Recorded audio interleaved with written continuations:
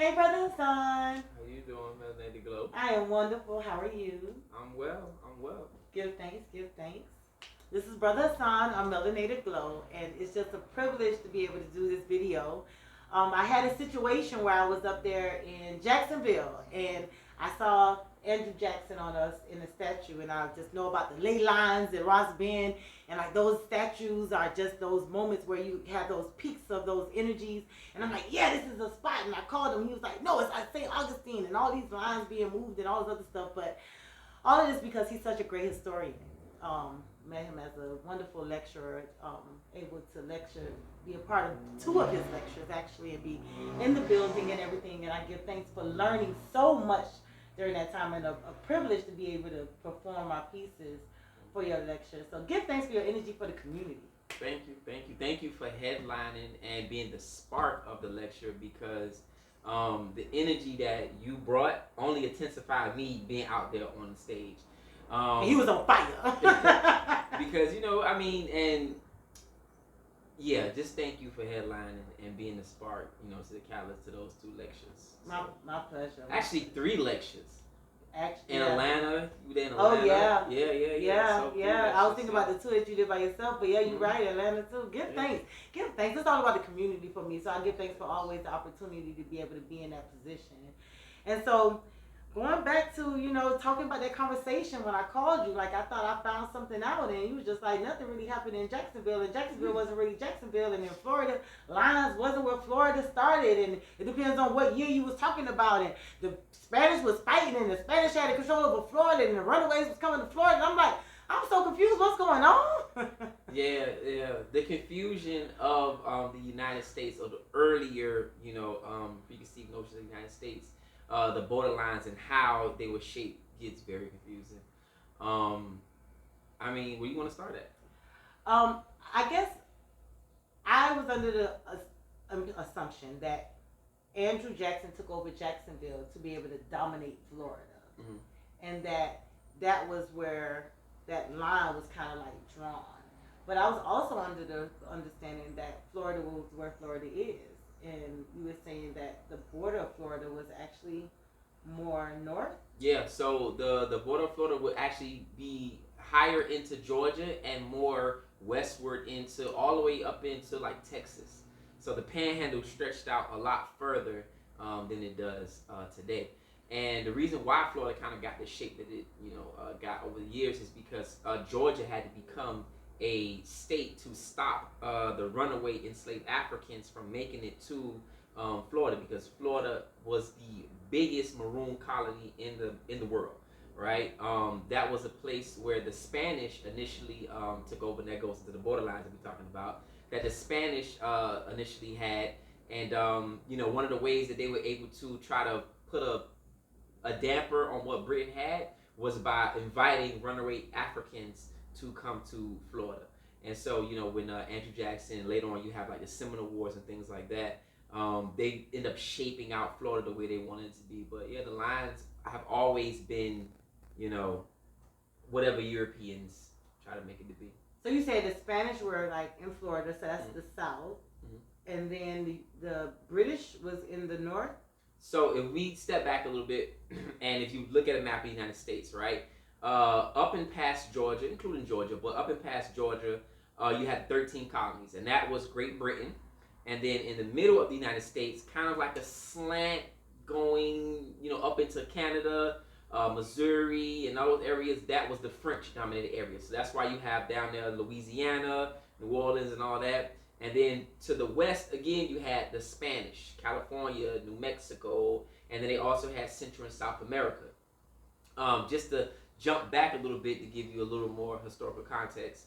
The first people to actually make it to what is classified as the New World, right, was the Spanish. And one of the reasons why the Spanish Empire was able to make it here is because they used the information provided by them via the Moors. So the Moors, helped them make it over here. And Africans had been traveling here long before. So they knew the currents from West Africa could bring them straight into, Central and South America. So Africans, yes, have been traveling navigating the world before people even thought about it. And the Moors would travel by the stars. And so Columbus, being familiar with the Moors, and the Moors being in Spain at the time, this is what gives Spain the advantage, right, to get here. And this is why Spain comes first in Central and South America, because the currents, again, take them right in there. That gave them the advantage, the information that they learned from the Africans. And then obviously when Spain came back with all their riches and gold, this created the New World exploration. Now you have Britain and France, wanting to get involved in this. And so you have three major European powers, not the only three major European powers, but three major European powers in what is now known as the United States. So Great Britain on one side, France in the middle, and Spain on this portion. Now they're all fighting for territory, resources, land, and things like that. And so this is the dynamic you have from the 1400s all the way up into the 1800s. Okay, so this is very interesting. Yes, ma'am. So you have this one land. This one landmass, yep. And you have, they feel like they discovered it, right? They discovered this land, right? And they all say, I'm going to get this piece. So pretty much the same thing they did to Africa, essentially, for the resources. It's the same thing they did to America. Correct. Initially. Correct. The United States, America, was European colonies. The United States were European colonies. Right. That's how they started off. And we can say America because we're talking about the whole Spanish. Correct. Correct. Really, when you're talking about the Spanish, Great Britain, and France, you're talking about the Americas. And how they decided they wanted to divide it up. So, in Canada, is that French? They speak French, yes. They do, because I remember in Ontario, for sure Quebec. For sure. So is that all of Canada that speaks French? That's the leftover French people that went up into that area. Yep. Interesting. Yeah. The history just, if you know it, it'll tell you a story that, yeah. Very interesting. Okay. So we got these three, and okay, since we're talking about it, well, how did they treat the indigenous people? Because, again, people were here. They did not discover a land that's inhabited, like you said, like you preface your statement. We have been traveling here long before. And the reason why the Spaniards had a one-up is because the Moors. Right. They were educated. They got a little information prior to that allowed them to move a little faster. Did they treat the... I would say that they did, because if the runaways were running to the Spaniards, that means that all things considered, the Spaniards treated them the best, right? Oh, glory over volcano burns right there. So let me just say this. I am going to say in the sense of Marima Ani, Yurugu, because remember, Yurugus practice control over, right? Power over, not power to do, but power over. Power over. That's exactly correct. That's exactly what she says in the book, right? Exactly correct. When we one time for the elder. Yes. One time for the elder. Yes. One time for the elder. That book is amazing. Amazing. If you can comprehend it, it is absolutely phenomenal. We got to find a way to break it down for everyone, because the information in it is just powerful. But to talk about the dynamics in what is called the weird institution, I forgot the name that they call it, but slavery, the slaveocracy, right? Yeah. One of the things that we often misperceive is the idea that slavery was the same all around the board. Correct. This is proper Yurugu like strategy. These are the things that they do. If you get into rebellious, we gonna find a way to still keep you oppressed, but make it look differently, right? So like after a lot of rebellions on plantations, they would implement the task system. Right? So in slavery, we always think, we all know the sun up, sun down. We know sun up, sun down, right? You work from sun up to sun down.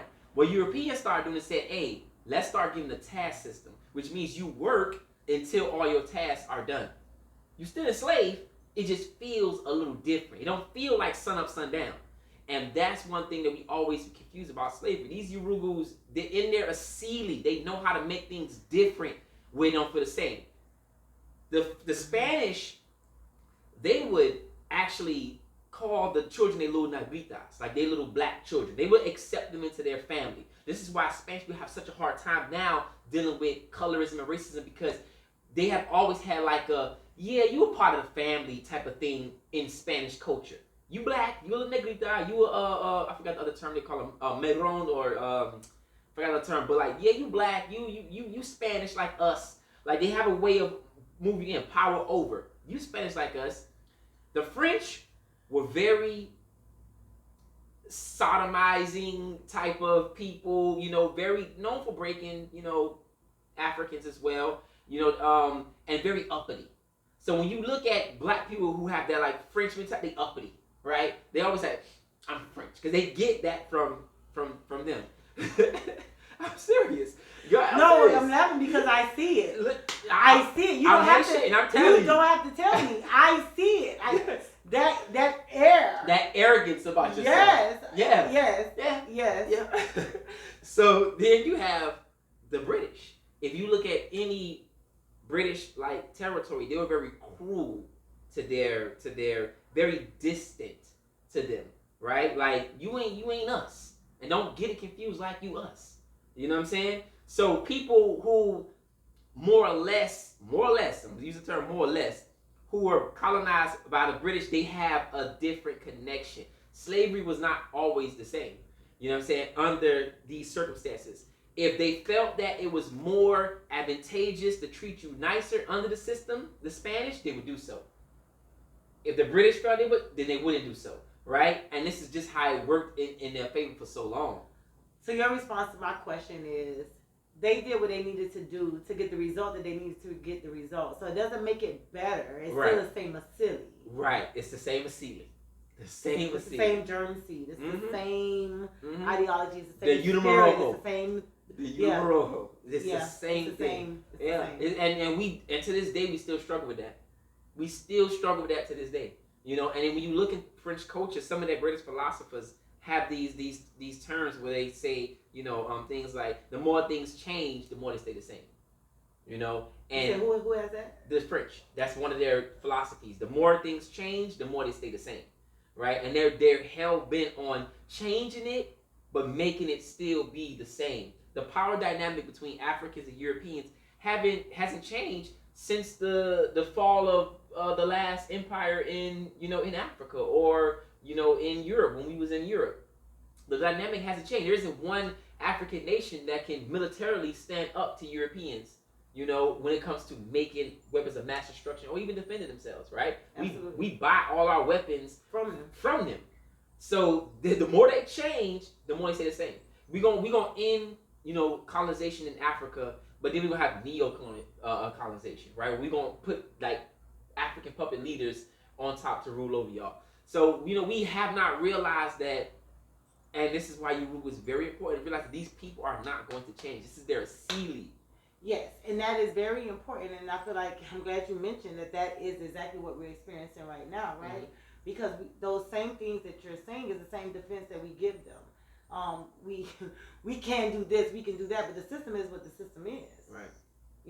But they gave us this opportunity, they gave us that opportunity, but the opportunity you were given was in comparison to what? John Henry Clark says, if you think that your history started in slavery, I can't remember the quote right now, but he has a very powerful quote. When they come back to me, I'll remember it. But yeah, a lot of us, no, if you think that your history started in slavery, then everything after that seems like progress. Because you don't know anything else other than when we were great. So this seems like, we doing better now. You're right. But no. Because if your ideology is set from that standpoint, you do accept that. But because mine goes back to who we are, that's what makes me look at it as nothing. This is nothing. This is nothing. We are in we get caught up in the first thems. The first black person to do this. The first we get caught up in that because we don't realize we've been doing this. Long time. Yeah. If you really look at most of the inventions that have been created, they are great inventions. We're not going to denigrate. They are great inventions, but they're just modern versions of what we've been doing. And not even to the full ability or capability of what we created. And even in the form of nature. We didn't have to use the destructive nature that Europeans used to with these inventions. We did it from a sense of holistic. Yes. Holistic. Everything lived. Nothing died. Yeah. In the process of creating. Yeah. But again, creations come from a cultural standpoint. You create what your culture, what your asili is. You're gonna create death, destruction, murder. Like you're gonna create that. That medicine. When you create medicine, you create it from your culture. You do. Yeah. Everything is from a cultural asili. And we don't understand that. We don't understand that at all. You know, we sit around taking antibiotics that kills all your bacteria in your body. The good and the bad. The good and the bad. Stuff you need. now you start from scratch like you a baby. Yeah. Out here trying to build some stuff up, and then you're going to give it some more stuff because now you're going to use some hand sanitizer. Yeah. And you're going to go ahead and use all this alcohol and all other base products to be able to kill that stuff off that you just built up that has no memory because it just got there. Yeah. Horrible.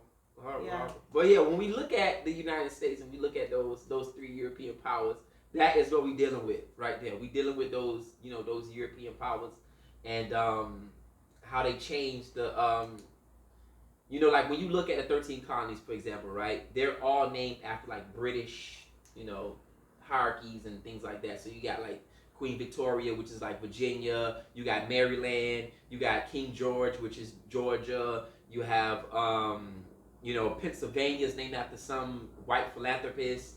And it just goes on and on, right? And then Uruguay's, they're not even creative, right? Because when they get here, it was at one point called New Amsterdam, and then it became New York, right? Because they have a York in England or whatever like that. So now they come, this is New York. The Spanish, they know better. They come, this is New Mexico. And it's like, y'all can't even... Just put new on it. Just put new on it. That's all you got to do, just put new on it, right? So they're not even creative in their thing that they do. So let's talk about how they name these places, because we subscribe to these places as though I'm a New Yorker. Right. I'm from everywhere that we're from. We claim those things, just completely as though we are separate, different people because we were born in a place that was adjacent. Because if you think about Pangea, we were all one. Mm-hmm. So even though it might be a little water in between these islands, at one point in time you could walk across them. It was nothing to separate. But that comes in the culture of white supremacy and then dealing with the Asili, right? So like people get upset with me. I do have African heritage. I do have Haitian heritage. But I don't identify as Haitian. I say that my culture is Haitian, right? I speak Creole. That's a difference than identifying as a Haitian, right? And I know some people are like, what are you talking about? It's totally different from identify as African. That way that I can say I am African, me and you are united as one. We might have different cultural things, but we are African. I can see the African in your culture. You can see the African in my culture, right? But when I say, I'm Haitian, you something else. It creates what Marimba Ani talks about, the other. It creates the other in us, right? Yeah. And creating that other in us, it's easy to be like, Trayvon, why am I Haitian, so why I care?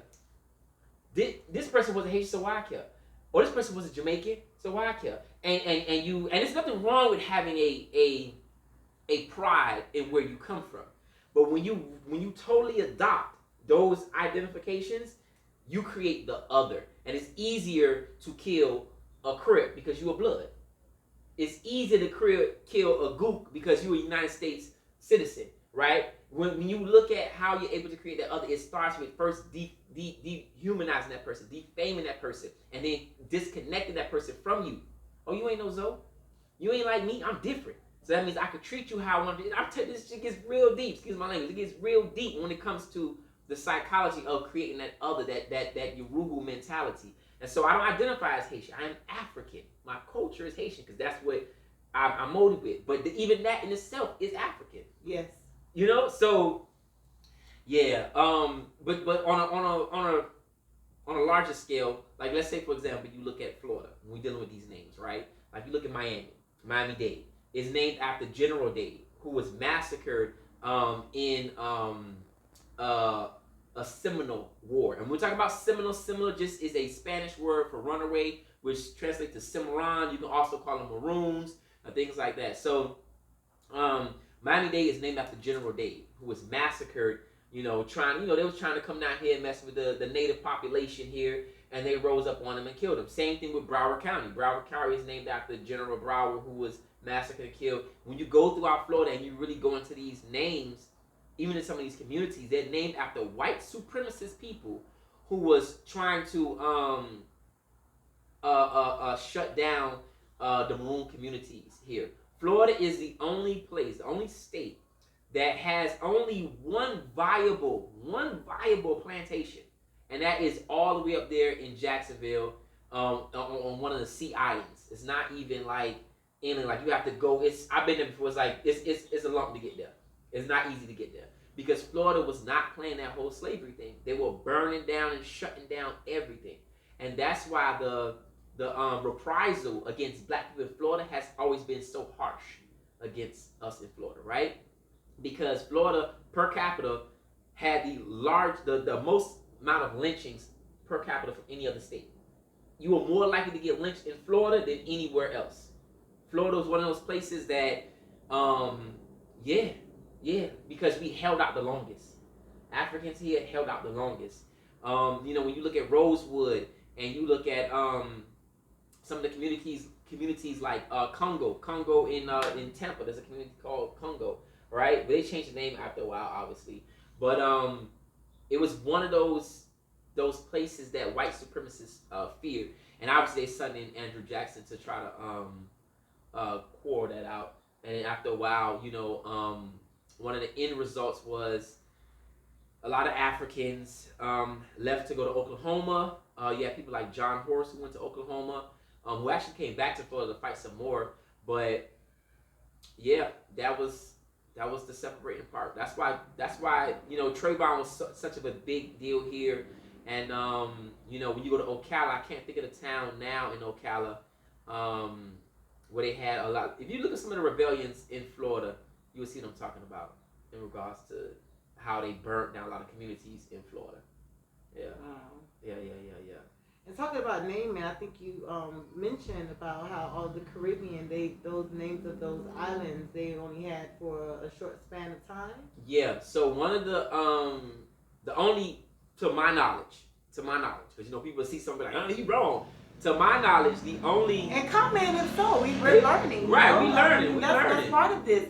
Relearning and learn. I am a student like everybody else. My book collection over here, I am a student like everybody else. I was just telling you, I'm gonna get back to your question. I was just telling you, I read Urugu 5 years ago, right? But not with the understanding that I have now. And so going back over it, detail before, and I'm just gonna be honest, before I read it, just to say I read it. So when people, I read that book, and we got a lot of that in the community. We have a lot of that in the community. People just reading books, not really for the comprehension or for the understanding of it, but just to say they read it. I mean, I got my book from Black Dot, and even Baba Cass went out. Well, you got me that book for my birthday. I did. You got me that for my birthday. I did. When I got the book from Baba Cass, because she signed it, and I had to get that, and you needed it, and you didn't have yours. Yeah. And it's like I can't leave a signed version if he has another one here because she lives in Lithonia. But even when I went to get it, like my spirit wanted it, and it's so beautiful that I give thanks to the ancestors that they took me to a signed version of it. Right? I couldn't order that anywhere else or get it anywhere else, and I got it, and he was just like, "Are you sure you want that?" And I'm like, "Yeah, my spirit been asking for this. This is what I've been looking for. Like, this is divine. You don't even understand." And he had to say how hard it was for him to be able to even read and to comprehend. And he had a conversation with the elder, and her response was, "Yeah, because that's my thesis paper." Right. We talk about a PhD, a doctorate, and you talk about the level that they're on. Mm-hmm. That's why I mentioned it earlier, the comprehension, like breaking it down, because it is written in a way, it is profound, but do you understand it, and are you reading it? Because if you read through that, if you read through the ISIS papers, or you read through Urugu and say you read it like you're reading a novel, you didn't get anything. If you read through it and it doesn't change your behavior. If you read it fast, like you saying, like you read. No, but in general, like if you read through it and it doesn't change your behavior, then you really didn't comprehend. When the ISIS papers, Dr. Francis Wellington talks about every black man should wake up every day and say, "Today might be my last day on earth."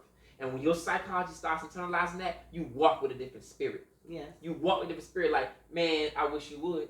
Because it will be my last day on earth. You disrespect a black woman in front of me. You disrespect me. It will be my last day on earth. But a lot of us feared death, right? But again, if you read through those books and it doesn't change your behavior, then you have not really read that book. You have not internalized that book. The names in the Caribbean. So, from my understanding, again, Haiti or Haiti is the only country that has its indigenous name, right? So Jamaica, Puerto Rico, which stands for rich port, Puerto Rico stands for rich port. Cuba, name derives from a kingdom which was in West Africa called the Kingdom of Cuba, but the difference is they spell it with a K instead of a C because we don't have a C in our dialects, right? So if you look at a lot of Trinidad, they named Trinidad after the three major mountains. There's three major mountains in Trinidad, which always protects Trinidad from hurricanes because the mountains. Oh, beautiful. Yeah. Barbados, like a lot of these names are not indigenous names. And it was actually Jean-Jacques Dessalines, the first emperor of Haiti, who actually renamed it Haiti because at one time it was Saint-Domingue and whatever the French or Spanish called it. He renamed it Haiti in honor of the Taino people who were massacred. So he renamed it IET. You said the Taino people were Taino, the Native Americans, the Tainos, yeah. They were massacred by the French and the Spanish. In the land of Haiti? Yeah. They fought long and hard, but eventually, by the time they start importing Africans to Haiti in the 1500s, I would say 1500s, they was gone. So you're telling me that the Taino Indians were in Haiti? Yes, ma'am. And then they massacred all of them, and then went to Africa to bring some Africans over to continue doing what the Tainos didn't do? So the Tainos, being the fact, going back to what I said earlier about how we already had contact with the Spanish, we were already immune to their diseases. So when we came in contact with them, it was like, oh, they get the sneeze, they got the cough. Like, we already know about that because we've been dealing with them for so long. Introducing them now to the Native Americans, they haven't been around them. So a lot of them died from the disease that the Europeans brought over. We were already immune to it from being with them. The malaria, we already had that, which, sickle cell in our DNA. So we were already to deal with it. The Native Americans didn't have that. So they tried to work them and do all that. It wasn't happening. They was dying. They tried to fight, put up a good fight. A lot of them died. A lot of them left to Puerto Rico. Some of them went to mainland United States. And you know how that went. But it was enough of the Africans knew to honor them, though. Yeah. So that means it must have been a remnant of something to. Well, we've been coming back and forth. Oh, so we knew what was happening over that time anyway. What was actually going down. We had a bond with the Native Americans. We traded spears, silver, all type of things back and forth. Talk about going back and forth. I know you was talking about how the Haitian Revolution, that it was only those that were in Haiti that fought that war. That's a big misconception. So the Haitian Revolution is, and this is my opinion, other historians have said it, but this is my opinion that I'm taking on. The Haitian Revolution would have to be the modern day start of Pan-Africanism, right? Yes. You had African Americans who came, who fought, right? Who moved to Haiti, who still live in Haiti to this day, right? You have Jamaicans who came over. Dada Bookman was from Jamaica, and obviously, not to be super serious, we know that it wasn't called Jamaica at that time. So I don't want to get, I think that's important to understand. Yeah, it's important to understand, right? So you and then take in consideration, not only on that island where you had other Africans coming from different places, other nationalities, you had other tribal groups. You had Wolof, you had Dahomey, you had just different other African people coming together, not even speaking the same languages, because a lot of times we didn't speak the same language. But the common thread that we had was voodoo, right? And that's why it started with the voodoo ceremony in Bois-Caymon. When we came together on that one ceremony. Everybody had that in common? Yes. From all of those different places? From all of those different places. They all had voodoo in common. And they came together under that bond. Wow. On that night to say that we will fight until there's no more fight left in us. They slit the pig's black throat. They did a voodoo ceremony. And the revolution began. 1791. Yes.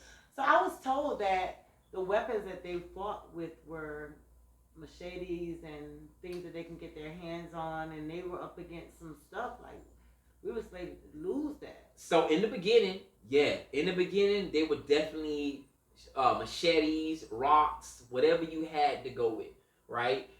Women were taking. I'm gonna pause right Yes. there. To be continued.